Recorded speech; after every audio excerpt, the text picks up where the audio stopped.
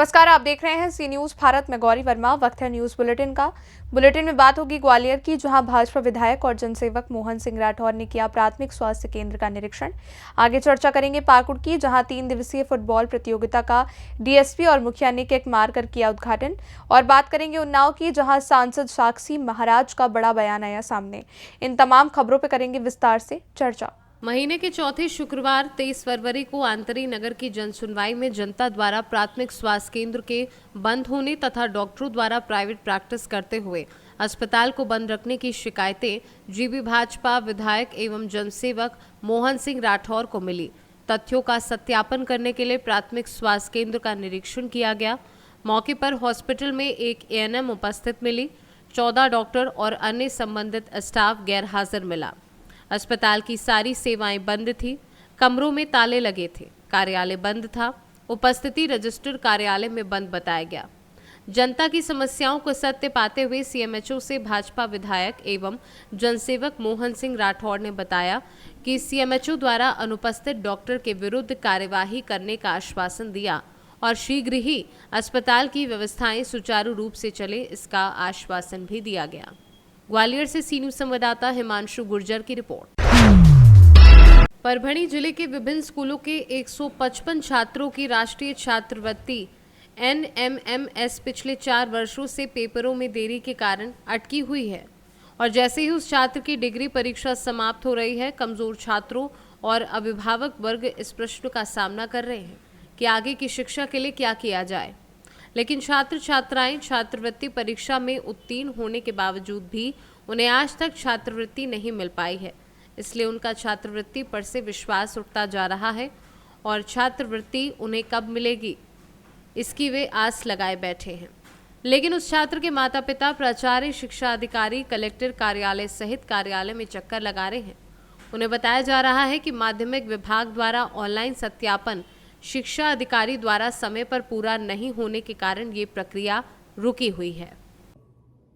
मी बाळासाहेब रामपूरकर, माझी पाल्य आकांक्षा रामपूरकर ही 2018-19 या वर्षी NMMS शिष्यवृत्ती परीक्षेस पहिल्या क्रमांकाची पात्र ठरल्यानंतर तिला खूप आशा निर्माण झाल्या, परंतु त्यानंतर मागील 4 वर्षापासून मुख्याध्यापक जवाहर विद्यालय जिंतूर ते गटशिक्षणाधिकारी जिंतूर, शिक्षणाधिकारी माध्यमिक परभणी, जिल्हाधिकारी परभणी तसेच शिक्षण संचालक पुणे यांच्यापर्यंत कागदपत्रे निवेदने सादर करून पाठपुरावा केला।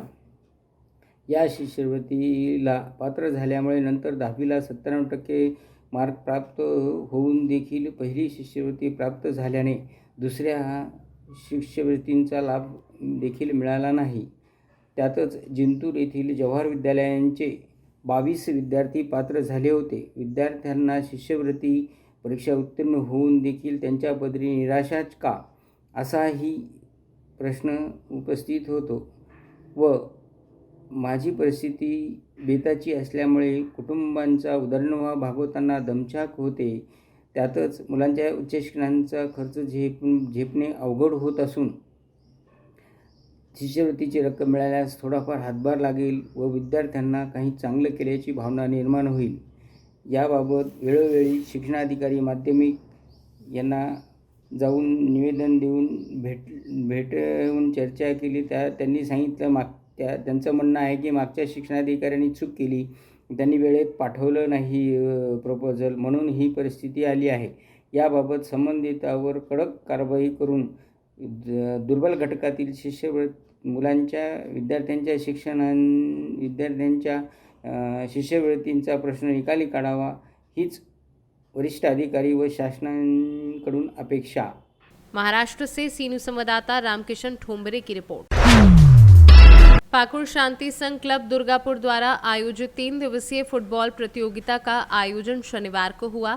आयोजन में मुख्य अतिथि डीएसपी सहनगर थाना प्रभारी अजय आर्यन एवं शहर कोल पंचायत के मुखिया विकास गौड़ ने खिलाड़ियों से परिचय कर फुटबॉल को किक मारकर फुटबॉल प्रतियोगिता का शुभारंभ किया। उद्घाटन मैच पश्चिम बंगाल के वर्धमान फुटबॉल क्लब और झारखंड के दुमका जिला के काठी कुंट फुटबॉल क्लब के बीच खेला गया।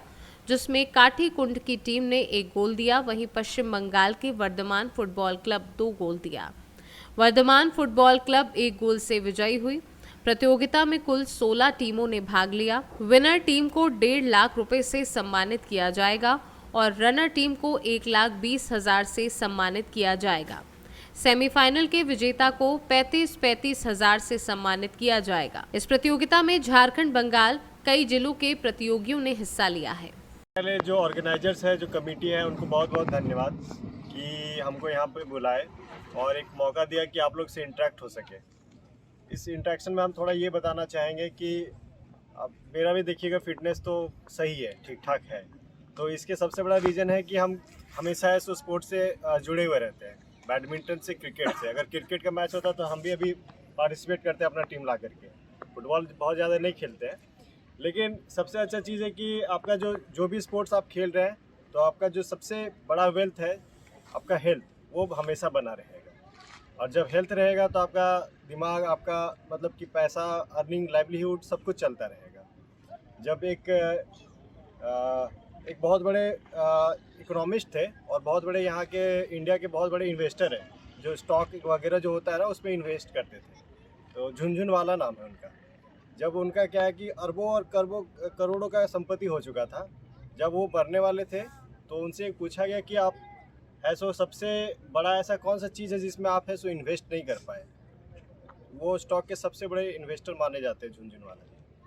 तो उनको वो बोले कि एक हेल्थ ऐसा चीज़ है जहां हम इन्वेस्ट नहीं किए और आज हम उस चीज़ को रिग्रेट करते हैं।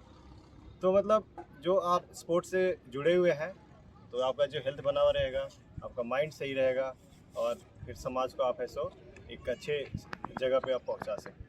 पाकुड़ से सी न्यूज़ संवाददाता पंकज भगत की रिपोर्ट। खबर उन्नाव से है, जहां सांसद साक्षी महाराज का बड़ा बयान सामने आया है।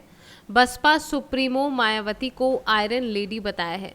साक्षी महाराज ने कहा कि इन सबसे आयरन लेडी मायावती ठीक है, अपने सिद्धत्व पर अपने समाज के लोगों के साथ एकजुटता के साथ खड़ी हैं। उन्होंने कहा, भाजपा से किसी भी गठबंधन का प्रश्न है, इसका जवाब जेपी नड्डा के पास है। कम से कम इन सब से आयरन लेडी मायावती ठीक हैं, कम से कम अपने सिद्धांत पर अपने समाज के लोगों के साथ एकजुटता से खड़ी हैं। भाजपा से जहाँ तक किसी के भी गठबंधन का प्रश्न है, इसका उत्तर हमारे राष्ट्रीय अध्यक्ष जेपी नड्डा दे सकते हैं, साक्षी महाराज नहीं। उन्नाव से सी न्यूज़ संवाददाता अजय कुमार की रिपोर्ट। खबर उन्नाव से है, जहां मुख्यमंत्री सामूहिक विवाह योजना में फर्जीवाड़ा सामने आया है। शादीशुदा दंपत्ति ने योजना का आर्थिक लाभ उठाने के लिए सीएम सामूहिक विवाह समारोह में फर्जी शादी की थी। ग्राम विकास अधिकारी व ग्राम प्रधान की मिली भगत से सामूहिक विवाह योजना में फर्जीवाड़ा हुआ है। शादीशुदा दंपत्ति को योजना का लाभ भी दिया गया। सीडीओ प्रेम प्रकाश मीना ने बीडीओ व एडीओ पंचायत को नोटिस जारी किया है। सीडीओ ने 3 दिन में अफसरों से रिपोर्ट तलब की है। मामला सुमेरपुर ब्लॉक के जगतपुर गांव का है। अभी 17 फरवरी को जो सामूहिक विवाह हुआ था, उसमें कुछ धांधली समझ में आई है आपके, क्या है पूरा मामला और तो आप किस तरीके की कार्रवाई कर रहे हैं?